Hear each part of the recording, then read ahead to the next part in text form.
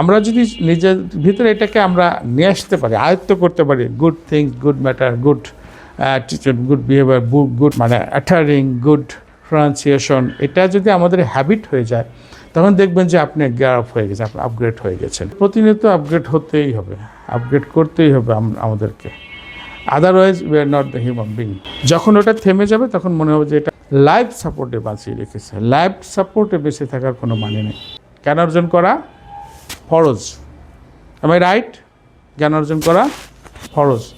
এখন সাইদ সাহেব যদি বলে যে না জ্ঞান অর্জন করব না, বেশি জানলে তোমার বেশি মানতে হবে, তাইলে আমি বেশি জানবো না। নো, জ্ঞান অর্জন ফরজ, মানে জ্ঞান অর্জন করতেই হবে মাস্ট। আবার যার বেশি জ্ঞান, কিয়ামতের দিন তার আবার কঠিন হিসাব কঠিন হবে যে তুমি এত জানছো, তাহলে তুমি মানো নাই কেন? শিক্ষিত বা এডুকেটেড বা প্রকৃত জানেওয়ালা মানুষ কাকে বলে? যে জানে এবং ওটা যে মানে।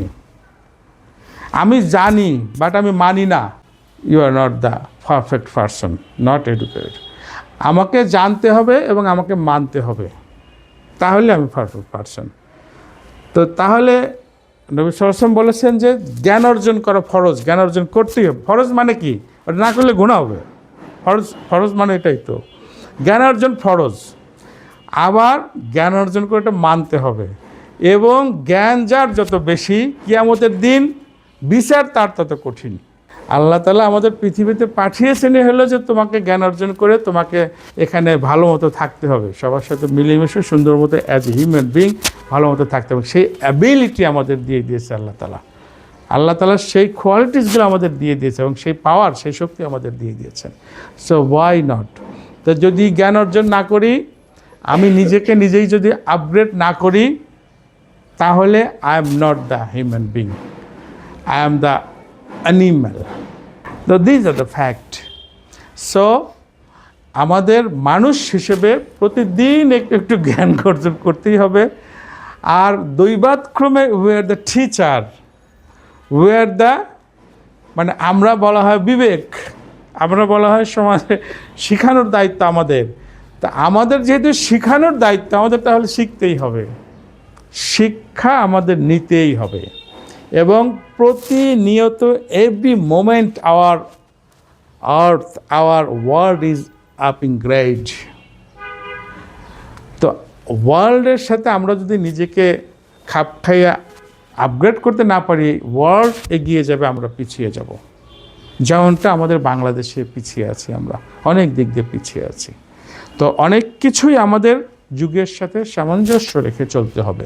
বিফোর 25 ইয়ার্স, মানে 20-25 বছর আগে যদি বলতাম আমেরিকা একজনের সাথে কথা বলবো, কথাও বলা যাবে আবার তাকে দেখাও যাবে, তখন বলতে এই বেটাকে পাবনা পাগলাগারদে ভর্তি করে দিয়ে আসো।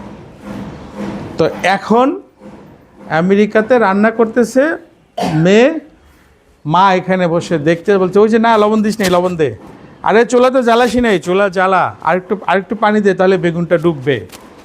এখান থেকে বাংলাদেশে বসে মা ডিরেকশন দিচ্ছে আর মেয়ে আমেরিকাতে রান্না করতেছে।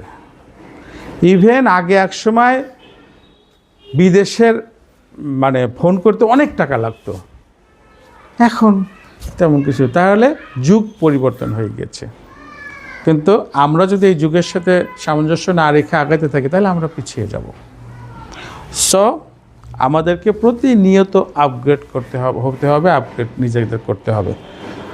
আমরা শিক্ষক, আমাদের এটা একদম ফরজে কাফায়া, ফরজে একদম মানে জারিয়া।